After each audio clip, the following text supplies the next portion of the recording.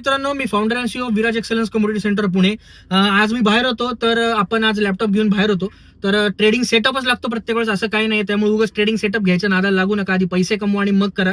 तर या मित्रांनो, आज ट्रेड काय झाले बघूयात. आज तीन ट्रेड जनरेट झालेले आहेत सिल्वरला. त्याच्यामध्ये जर पाहिलं तर 1000, 1500, 2000, 1700, 1800 काय कुठले पॉईंट्स आहेत, एवढे मोठे मोठे पॉईंट्स दिलेले आहेत. आपल्याला ते घ्यायचे नाहीयेत. त्याच्यानंतर क्रूड ऑइलवर जर बघितलं तर त्याच्यानंतरही मोठी रॅली सगळ्यांमध्ये दिली. त्याच्यानंतर पाहिलं तर एक 70-80 पॉईंटची मुवमेंट क्रूड ऑइलला सुद्धा मिळालेली आहे.